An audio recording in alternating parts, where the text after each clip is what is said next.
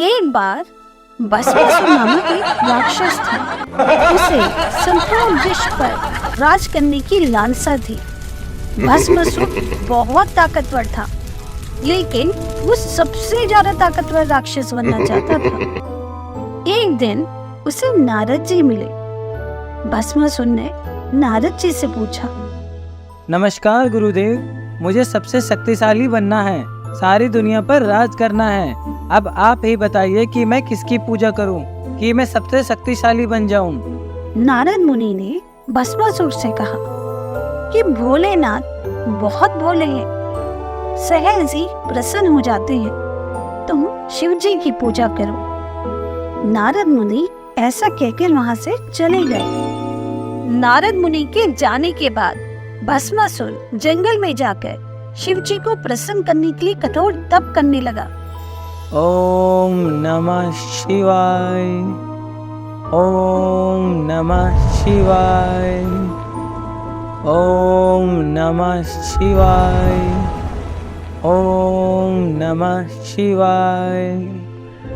तप करते करते भस्मासुर को कई साल बीत गए।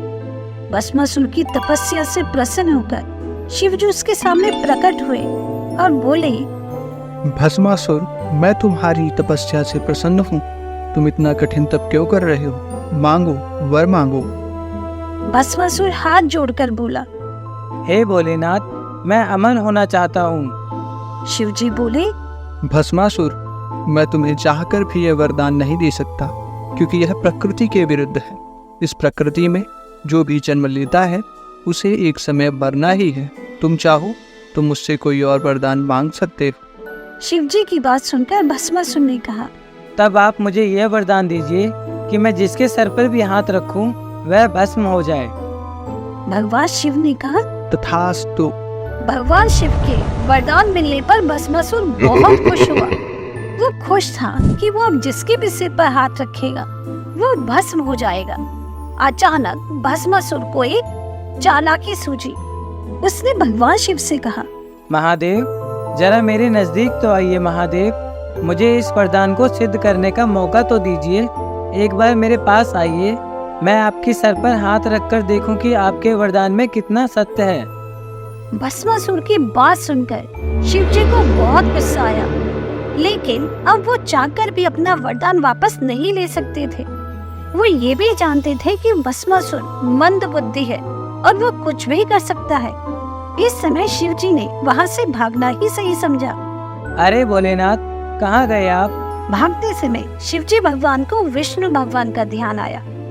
वो उनसे अपनी रक्षा की विनती करते हैं। तब श्री हरि विष्णु जी शिव जी को उनकी रक्षा का आश्वासन देते हैं और एक बहुत ही सुंदर नारी के रूप में अवतरित होते हैं, जिसे हम लोग मोहिनी अवतार के रूप में जानते हैं।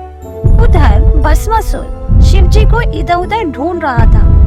तभी भस्मासुर की नजर अत्यंत ही खूबसूरत कन्या मोहिनी पर पड़ी। मोहिनी को देखते ही भस्मासुर अपनी शुद्ध बुद्धि खो बैठा। वो भूल गया कि वो शिव जी को ढूंढ रहा था। भस्मासुर मोहिनी के पास आया और बोला, अरे सुंदरी, तुम कौन हो? तुम इस जंगल में क्या कर रही हो? तुम कितनी सुंदर हो। भस्मासुर ने मोहिनी के सम्मुख विवाह का प्रस्ताव भी रख दिया। मैं बहुत शक्तिशाली हूँ, महादेव भी मुझसे डरकर छिप रहे हैं। क्या तुम मुझसे विवाह करोगी? जिस पर मोहिनी ने कहा कि हे दैत्यराज, आप भी मुझे पसंद हैं, लेकिन मेरा एक संकल्प है कि मैं केवल उसी से विवाह करूंगी जो मेरी ही तरह सुंदर नृत्य करना जानता हो। मोहिनी की बात सुनकर भस्मासुर थोड़ा चिंतित हो गया। वो मोहिनी से बोला, मुझे नृत्य करना नहीं आता, लेकिन अगर तुम मुझे नृत्य करना सिखाओगी तो मैं बहुत जल्दी सीख लूंगा। भस्मासुर की बात सुनकर मोहिनी खुश हुई। उसने कहा, ठीक है, जैसे जैसे मैं नृत्य करती हूँ तुम भी करो। मोहिनी नृत्य प्रारंभ करती है और भस्मासुर भी वैसे वैसे ही करने लगता है। मोहिनी अगर कमर पर हाथ रखती तो भस्मासुर भी कमर पर हाथ रख लेता। जैसे जैसे मुद्राएं मोहिनी बनाती, भस्मासुर भी वैसे ही वैसे करने की कोशिश करता। बीच बीच में मोहिनी भस्मासुर की तारीफ भी कर रही थी, उसका उत्साह बढ़ा रही थी। भस्मासुर नाचते नाचते अपनी सुरत भूल गया था। वो इस समय मोहिनी के मोहपाश में बिल्कुल फंस चुका था।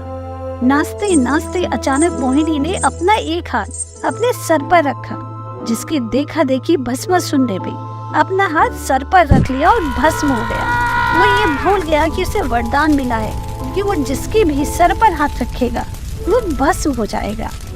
इस प्रकार भस्मासुर खुद को मिले वरदान से ही भस्म हो गया। इसके बाद भगवान श्री हरि मोहिनी रूप को छोड़कर अपने वास्तविक हरि रूप में आ गए। भगवान शिव ने भी श्री हरि को धन्यवाद दिया। इस पर श्री हरि बोले कि हे भोलेनाथ, आप अत्यंत भोले हैं, लेकिन आगे से ध्यान रखें कि ज्ञान और दान सुपात्र को ही देना चाहिए, अन्यथा उसका दुरुपयोग ही होता है।